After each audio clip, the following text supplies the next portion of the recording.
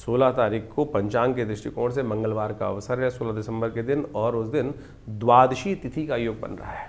सूर्य इस दिन परिवर्तन का योग बना चुके हैं, जो करीब करीब सुबह 4 बजे के आसपास परिवर्तन की तरफ गए, और ये परिवर्तन आपकी राशि के दृष्टिकोण से देखा जाए तो 1 महीने तक जो खर मास के समय में सूर्य का परिवर्तन का योग बन रहा है, यह आपके लिए राज्य, पद और बहुत सारे रुके हुए काम को सफलता की तरफ अग्रसित करने के योग बना सकता है। विशेष तौर पर यदि कोई राज्य से संबंधित कार्य रुका पड़ा था तो उसमें भी शक्ति प्राप्त करने के योग, उसमें भी एनर्जी प्राप्त करने के योग विशेष तौर पर बनते दिखाई दे रहे हैं। व्यापार के दृष्टिकोण से भी यदि देखा जाए तो ये सूर्य का परिवर्तन आपकी राशि के दृष्टिकोण से देखा जाए तो कहीं ना कहीं लाभ के योग, क्योंकि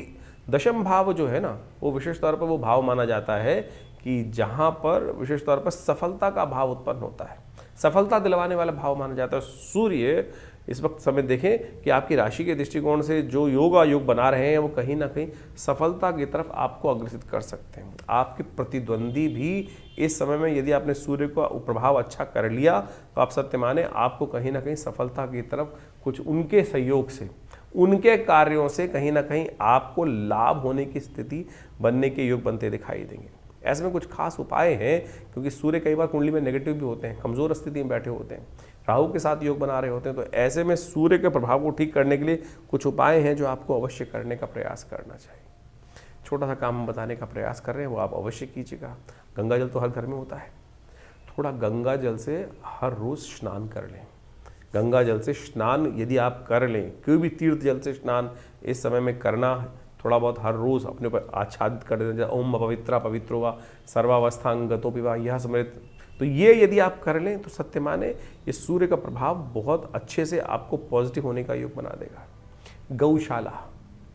गौशाला के अंदर कुछ ना कुछ अवश्य अपनी सामर्थ्य के अनुसार से सहयोग करने का प्रयास कीजिए।